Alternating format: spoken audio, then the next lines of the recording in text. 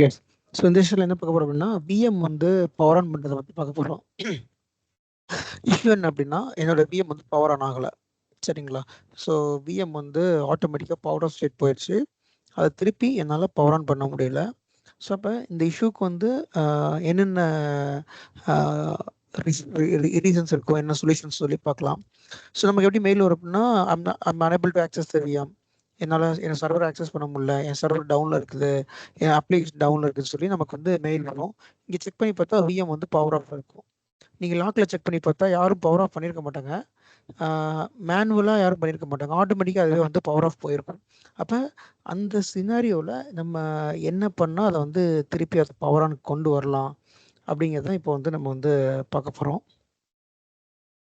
Fine. So VM வந்து power of ஸ்டேட்டில் இருக்குது அப்படின்னா ஃபஸ்ட்டு நீங்கள் செக் பண்ண வேண்டியது அதோட டேட்டா ஸ்டோர் போங்க. இது டேட்டா ஸ்டோர் போங்க. ஸோ இந்த விஎம் எந்த டேட்டா ஸ்டோரில் இருக்கோ அந்த டேட்டா ஸ்டோரில் ஃப்ரீ ஸ்பேஸ் இருக்கான்னு பார்த்துக்கோங்க. அந்த ஃப்ரீ ஸ்பேஸ் இல்லை அப்படின்னா கண்டிப்பாக விஎம் வந்து பவர் ஆன் ஆகாது. அப்போ இந்த இப்போ இந்த விஎம்க்கு வந்துட்டு நம்ம 4 GB ரேம் கொடுத்துருக்கோம்னா எவ்வளோ ஃப்ரீ ஸ்பேஸ் இருந்துச்சு. இப்போ ஒரு விஎம் இருக்குது, இந்த விஎம் பவர் ஆன் வந்து ஆகலை. இப்போ வந்து டேட்டா ஸ்டோர் ஸ்பேஸில் வந்துட்டு ஃபுல் ஆயிடுச்சு. அப்போ எவ்வளோ ஸ்பேஸ் ஃப்ரீயாக இருந்தால் என்னால் அந்த விஎம்ஐ பவர் ஆன் பண்ண முடியும், இதுதான் கொஸ்டின். ஆக்சுவலி இந்த கொஸ்டின் எனக்கு கேட்டிருக்காங்க இன்டர்வியூவில், ஓகேங்களா? அப்போ இதுக்கு ஆன்சர் என்ன? யாராவது ஆல்ரெடி சொல்லியிருக்கேன் நான், யாராவது சொல்ல முடியுமா? எனிஒன்? இந்த அது ரன் பண்றதுக்கான ரேம் சைஸ் சொன்னீங்க ஜி. ஓகே, ரேம் சைஸ் நம்ம என்னவா சொல்லுவோம்? சரி, memory size. Memory size. Memory size தான் அது என்னன்னு சொல்லுவோம் நம்ம. கரெக்டா? மெமரி சைஸ் தான் அது என்னன்னு சொல்லுவோம் நம்ம. கம்ப்யூட் ரிசோர்சிங். இல்ல ஆக்சுவலி இல்ல, கம்ப்யூட்டர் ரிசோர்ஸ் ரேம் சிபியூ சேர்ந்து தான் கம்ப்யூட்டர் ரிசோர்ஸ். அதாவது இந்த ரேம் வந்து ஒரு டிஸ்க் ஃபைல்ல போய் ஸ்டோர் ஆகும். அது என்ன ஃபைலா ஸ்டோர் ஆகும்?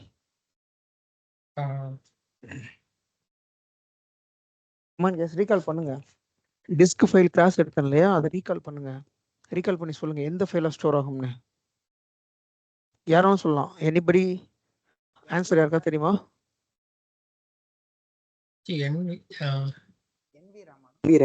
NVRAM file.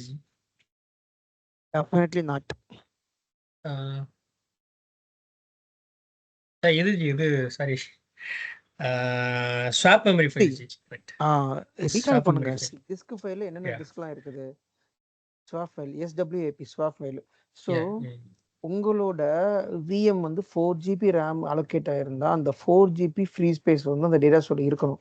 அப்படி இருந்தால் தான் நம்மளால விஎம்ஐ பவர் ஆன் பண்ண முடியும், அப்படிலாட்டி பவர் ஆன் ஆகாது. ஸோ அப்போ அந்த விஎம்மோட ஸ்வாப் ஃபைல் இருக்கு இல்லையா, அந்த ஸ்வாப் ஃபைலுக்கு என்ன சைஸோ அந்த சைஸ் ரீக்ரியேட் ஆகுறதுக்கு நமக்கு டேட்டா ஸ்டோரில் ஸ்பேஸ் வேணும். இப்போ இந்த விஎம்மோட ஃபைல்ஸ் போங்க, ஃபைல்ஸ் ஸ்வாப் ஃபைல் பாருங்க.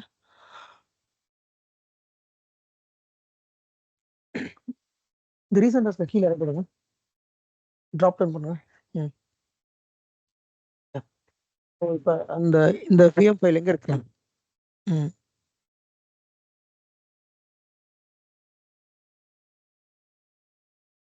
ஃபைல் எங்க இருக்கு பாருங்க.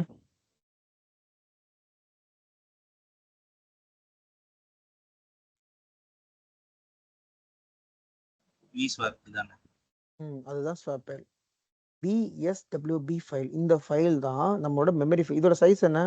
4194 304 KB. அப்போ இது எம்பியில் நீங்கள் வந்து கால்குலேட் பண்ணுங்க எவ்வளோ வருதுன்னு பாருங்க. அதான் அது இப்போ 4 GB நினைக்கிறேன். இந்த விஎம்க்கு எவ்வளோ அலோகேட் பண்ணிருக்கீங்க பாருங்க.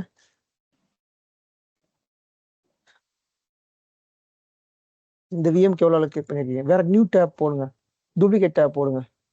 டக்குனு ஒரு டூப்ளிகேட் டேப் போட்டால் பார்த்துடலாம். எதுக்கு இதில் பேக் வந்து பார்த்துக்கிட்டு. இப்போ விஎம் போங்க. சம்மரி எவ்வளோ அலோகேட் பண்ணிருக்கீங்க? எவ்வளோ அலோகேட் ஆயிருக்கு கிட்ட சொல்லுங்க, எவ்வளோ அலோகேட் ஆயிருக்குங்க? இந்த விஎம்க்கு எவ்வளோ அலோகேட் இருக்கு எங்கே பார்க்கணும்? இந்த விஎம்க்கு எவ்வளோ மெமரி அலோகேட் இருக்கு? ம் 4 ஜிபி அலோகேட் இருக்கு. அப்ப அந்த 4 ஜிபி வந்து அங்க போங்க. இப்ப டிஸ்க் ஃபைல் போங்க. இதில் பார்த்தீங்கன்னா 4194 3000 KB டிவைட் பை 1024 போடுங்க 4 GB வரும். C 1024 KB is equal to 1 MB. 1024 MB is equal to 1 GB.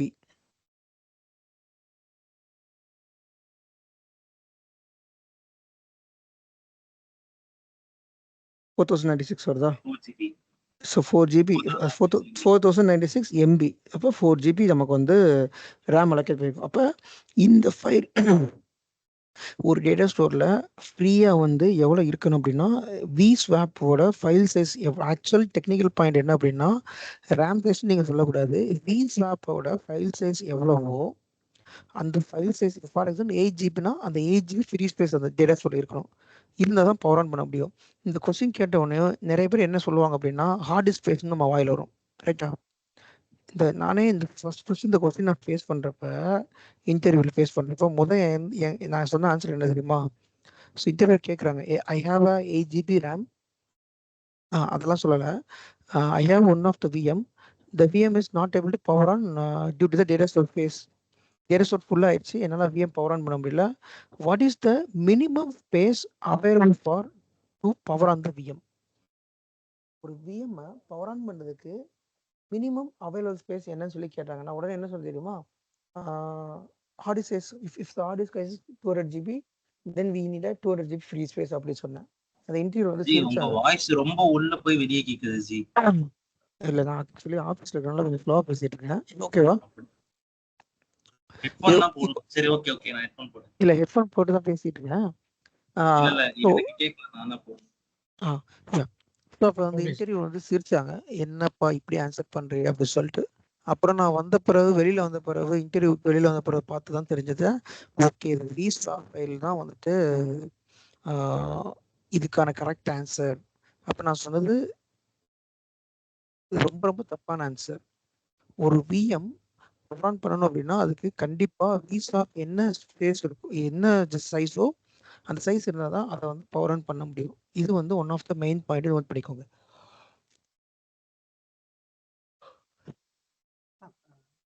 அந்த क्वेश्चन ஒரு டைம் ரிப்பீட் பண்ணுங்கண்ணா. My data store is full. Okay, one of the VM is powered off state. I want to power on the VM.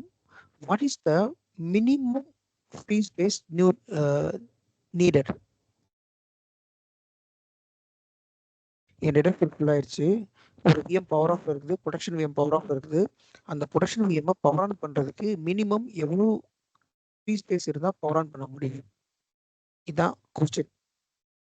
ஓகேங்களா? இதுக்கு answer என்னன்னா அந்த விஎம்மோட swap file வந்து size எவ்வளவோ அந்த சைஸ் ஃப்ரீயாக இருக்கணும். 4 ஜிபினா 4 ஜிபி ஃப்ரீ ஸ்பேஸ் இருக்கணும். 8 ஜிபினா 8 ஜிபி ஃப்ரீ ஸ்பேஸ் இருக்கணும். இருந்தால் தான் அந்த விஎம் நம்மளால பவர் ஆன் பண்ண முடியும். ஓகேவா? நெக்ஸ்ட் பாயிண்ட் போகிறேன்.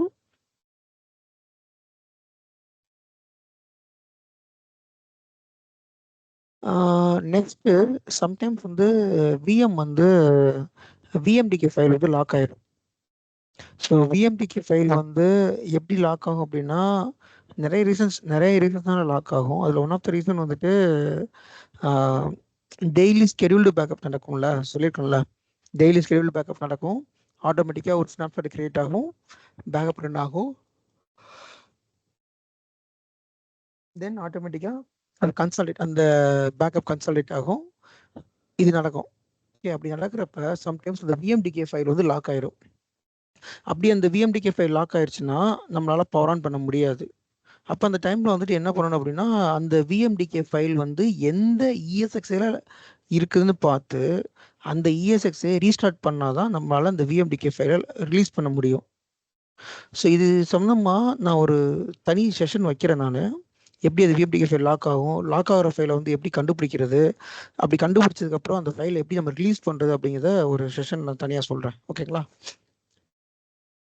அதுக்கப்புறமா அதுக்கடுத்த பாயிண்ட் என்ன அப்படின்னா உங்களோட ஹோஸ்ட் உங்களோட ESX ஹோஸ்ட்ல high CPU high memory utilisation ஆயிடுச்சு அப்படின்னாலும் நீங்கள் பவர் ஆனை ஃபேஸ் பண்ணுறதுக்கு இந்த VM வந்து பவர் ஆஃப் ஆகிறதுக்கு வாய்ப்பு இருக்குது.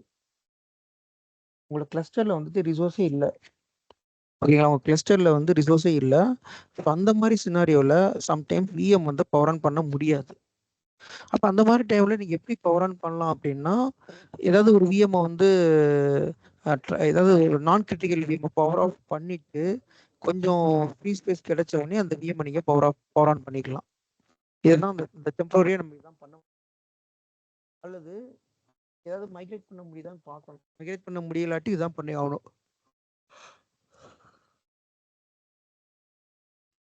அப்புறம் இந்த vSwap ஃபைல் இருக்குல்ல, இந்த vSwap ஃபைல் வந்து கரப்ட் ஆனாலும் கூட நம்மளால வந்து பவர் ஆன் பண்ணுறதுக்கான வாய்ப்புகள் கம்மி.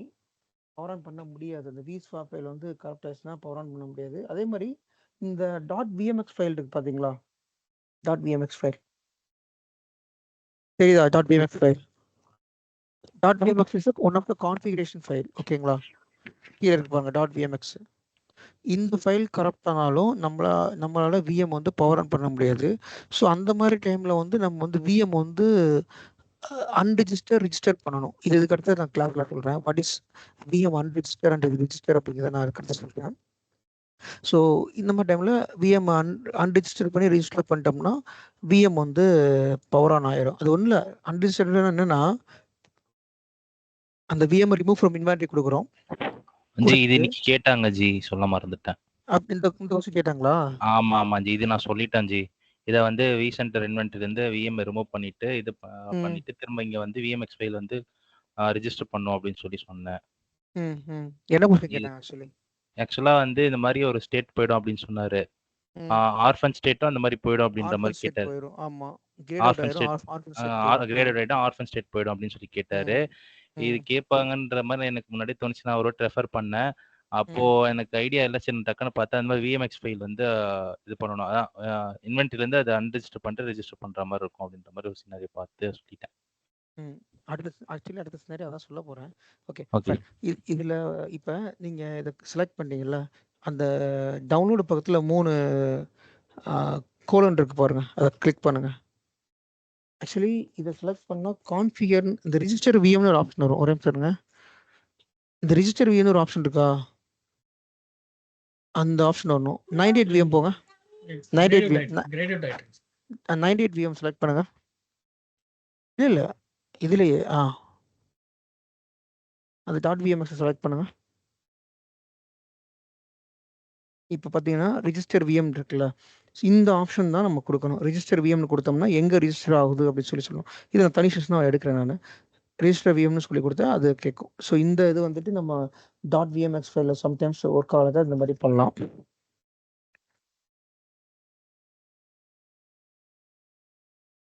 சார் இது மறுபடியும் சொல்லுங்க.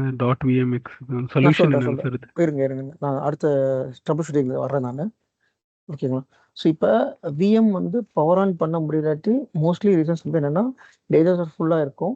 ஸோ டேட்டா ஸ்டோர் ஃபுல்லாக இருந்தால் அந்த டேட்டா ஸ்டோர் வந்துட்டு நம்ம ஸ்பேஸ் ஃப்ரீ பண்ணிக்கணும். அந்த ரேம் சைஸ் எவ்வளோ அதை ஸ்பேஸ் ஃப்ரீ பண்ணிவிட்டு அதை பவர் ஆன் பண்ணிக்கலாம். விஎம்டிகே லாக் ஆகிருந்தால் நம்மளால் பவர் ஆன் பண்ண முடியாது.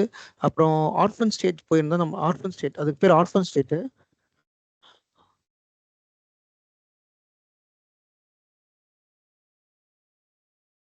ஆர்ஃபன் ஸ்டேட் போயிடுச்சுன்னா நம்மளால் பவர் ஆன் பண்ண முடியாது.